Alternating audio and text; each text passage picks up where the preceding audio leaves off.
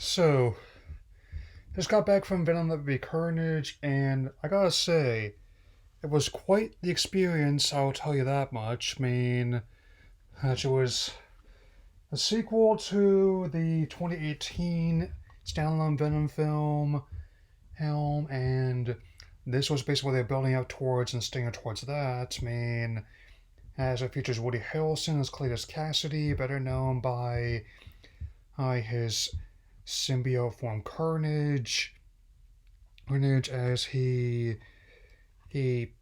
ends up partnering with his lover and partner in crime, Shriek, played by Naomi Harris. As Eddie Brock must once again assume the Venom symbiote to who take on this threat, and also, without spoiling anything, as I did not appreciate all these ones on my feed, definitely also uncover some new connections to his universe. Yeah. I will admit, even though the first Venom might not have been my favorite film in that kind released that time frame, I obviously not going to be putting on the same pedestal as others I've seen in the last decade of so doing this, if not longer. But I had fun with it, and I knew making over $856 million worldwide basically guaranteed that his sequel was notable. I mean, and even though the cinematic landscape has changed a lot since then, it's like nothing of all the times this movie has had to be reshuffled around. I know it's been out for a couple of weeks, but my closest venue, who who only had so many spaces available to accommodate that, so but interestingly enough, it's actually outpacing its senior. I mean, it actually opened a bit bigger than before, and it's already made up to over $156 million here alone, probably $200 million worldwide already. There's a lot of markets where it hasn't opened yet, but let's just say, hey, if it keeps its current pattern, it may very well match or surpass its senior. And even though I haven't seen Andy Serkis, I guess, as much as a director as I have his motion capture performances, even his live action roles. Gotta say, he definitely has the right choice to take the reins for this film. Like and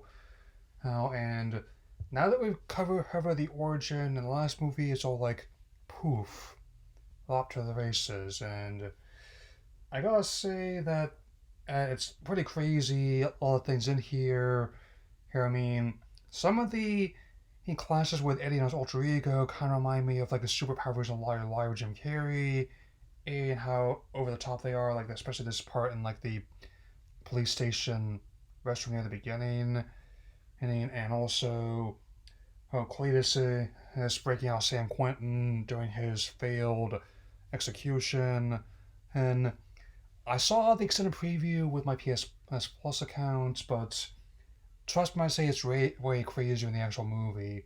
Count on that, I mean. And also clear here that Ravencroft is still going to be key to any potential future appearances, and not just any this crossover that they basically plan to seize for.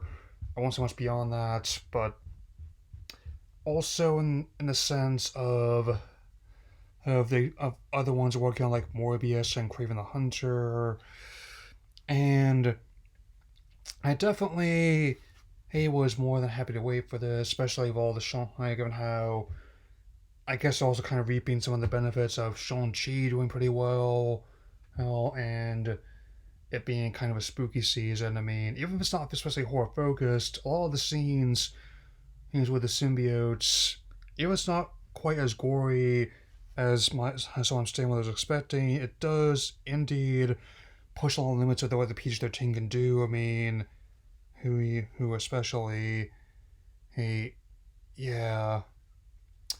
And with that in mind, and I'll give this. I think I definitely enjoyed it about the same as I did the last movie. So even though there are individual parts, hers it definitely was above its senior.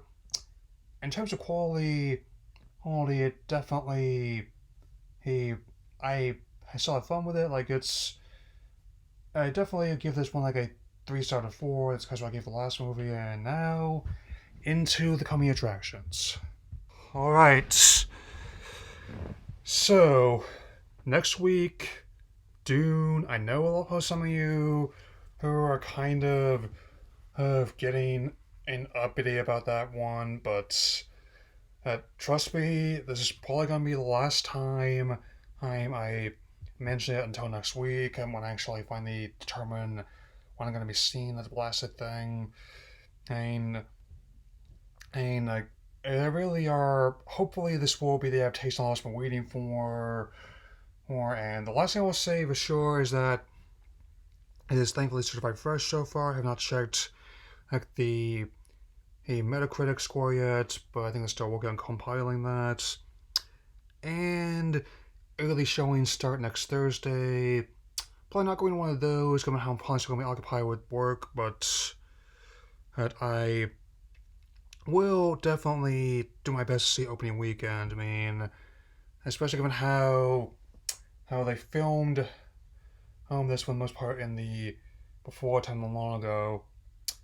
I also really don't know about Denny's his speedboat in the bathtub comments, but I took that pledge last year that if possible, whenever possible, I definitely want to see once ones I'm interested in, both theatrically and at home.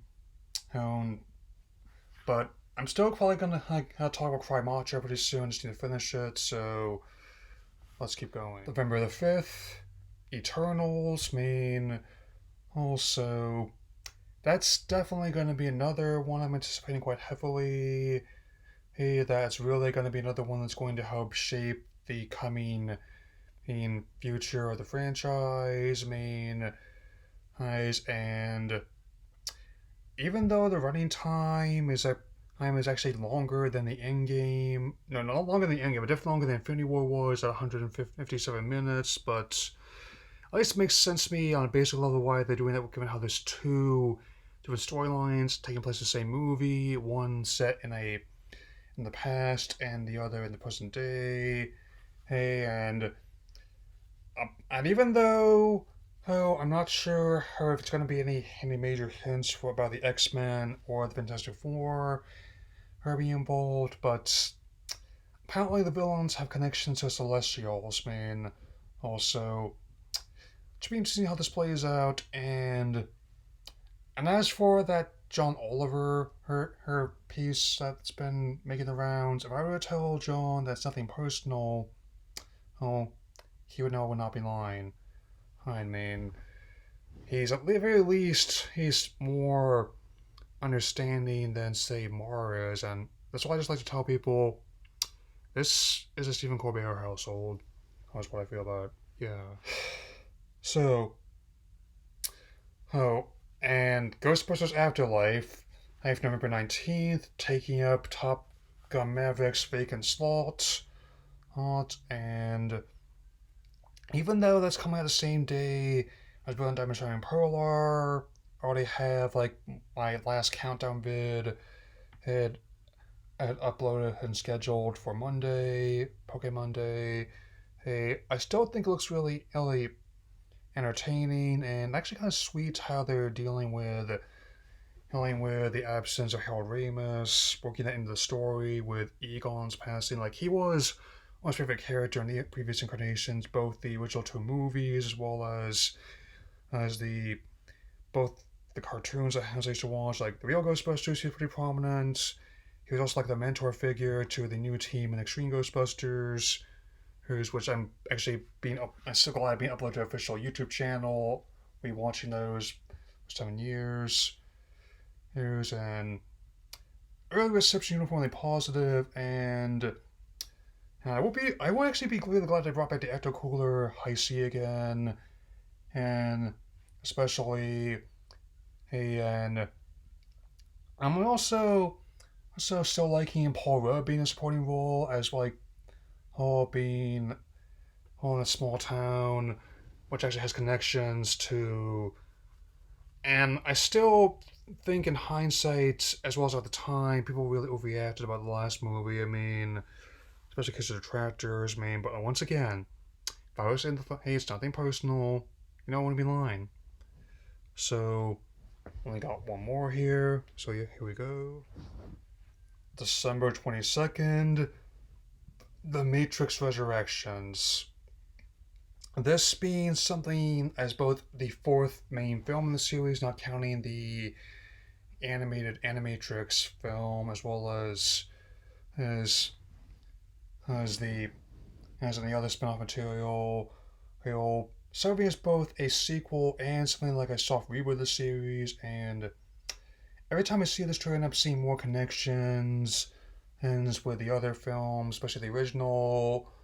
And people have made some John Wick comparisons to who the his new appearance. Also, kind of get something with Johnny Silverhand in there as well. Hell, and on the side note, I did manage to finally get past that mission I'm stuck on with Cyberpunk, but now there's another one I'm stuck on. Hopefully, the next update won't be too long, but I'm getting ahead of myself. And it's going to be featuring many, but not all, of the original cast and crew returning. And I'm liking how some of the illusions being set up, and how I can tell that somehow how that not only that Palpatine has returned, but also now Neo and Trinity have as well. I mean, they have their bodies back, but their memories of who they actually are. I mean, I'm kind of liking this whole idea. Yeah, I mean, of the when you do a legacy sequel, that's the whole trick, to not only honor, the material that's been laid out before you, best of your ability, but also try to make it as like a launching on point for potential newcomers. Which is definitely a tricky balance to get right. And heck, since and yes, I'm still planning on viewing the sequels. But still gets close to coming out, so I'm still occupied with my class.